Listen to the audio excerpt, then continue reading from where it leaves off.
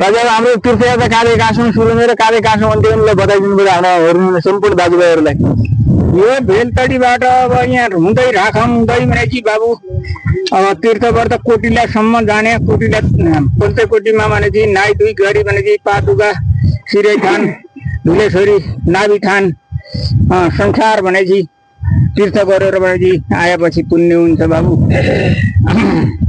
तीर्थयात्रा जान हाम्रो कति पुस्ता अगाडिदेखि सुरु भयो होला त? यो अगाडि पुस्ता हाम्रो भनेपछि अब यस्तै हो पुस्तेली 5-6 पुस्ता अघि हाम्रो चालु भएको।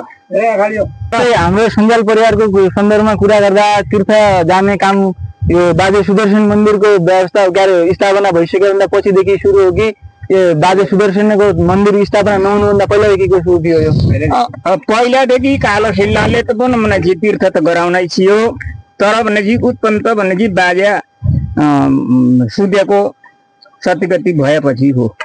हामीले बुझे अनुसार बाजे सुदर्शनको हत्या भन्ने सुनेका छौँ, त्यो बारेमा केही कसरी हो के हो हजुरलाई के जानकारी छ? जानकारी त अलिकता भन्न सुनियो भनेपछि अब अघि भनेपछि सुग्रम राजाको भनेपछि कोट थियो माथि भनेपछि हराइनमा, अब त्यसमा भनेपछि तली भनेपछि ड्यान थियो हाम्रो बाजेको भनेपछि हब्राउनु भनेपछि अब त्योनो अहिले खनालको जीको भनेपछि ऊ बनाएको छ त्योनै थियो।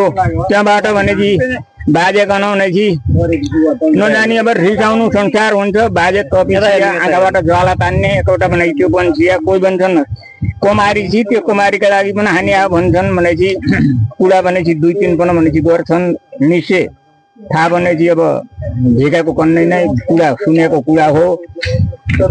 अब बाजेलाई भनेपछि पूजा गर्ने टाइममा भनेपछि काँडले हानेर भनेपछि खगुलले मारिदियो, मरेपछि अब त्यो तल चाह गर्न सुन पर्या तैल्नु भनेपछि त्योलाई थुक पर्या, त्योन भनेपछि मुक्ति भयो बाजेको थापना त्योनै। अब अहिले सुदर्शन हामीले भनेपछि थानदेन बनाएर हामी पूजा गर्छौँ, त्यसैमा भनेपछि बाजेको फुकु उड्या भन्न सुनियो।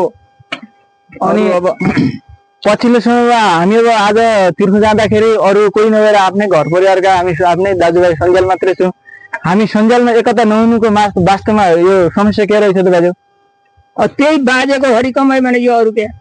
अब हामी चाहिँ यो बाजेलाई के गर्दाखेरि हाम्रो सब एकजुट कसरी रिस कसैको रिस तोड्दा भने कसैको नलिएर भाइले भाइको भनेपछि सबैको समाज एक भनेपछि जहाँ पनि भनेपछि समाज एक भएपछि हुने छु बाबु। समाज एक भनेपछि त्यही बनाइ सकिन्न।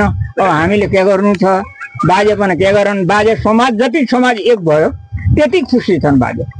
अनि अब हाम्रो यो समाज एक नहुनु दिनलाई त भाइरस त होला त, त्यो भाइरसलाई के गरी हटाउनु पर्यो त?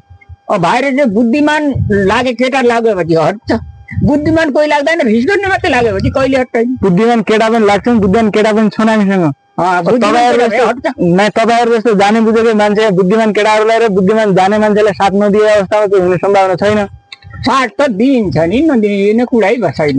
कामको लागि त साथ दिइन्छ नि हो कि दिएला, अब साथ पनि दिएला, कुरा पनि गरिएला। अब हामी तीर्थयात्रा हिँडिरहँदाखेरि अब अगाडि बढ्छौँ होइन, यसै कुराहरू जोड्दै पनि जानेछौँ, बिचबिचमा सबैलाई अपडेट गरेर हामी जानेछौँ। अहिले चाहिँ अब सबैले एकजुट र सबैले एकमुट हुनु भनेर हामी सबै प्रार्थना गर्दै अहिलेको लाइफबाट प्रार्थना गर, त्यही भनेपछि ध्यान गर, त्यही बाजेले भनेपछि हाम्रो कल्याण गरन्। हाम्रो बाजेले भने घटपेट पछिन्डाका केटाहरूको अपन पसर भनेपछि सब एकजुट होस्। हे बाजे हाम्रो वर्तमान त्यही छ, पढाउन दिनेको न बोल्नुहोस्।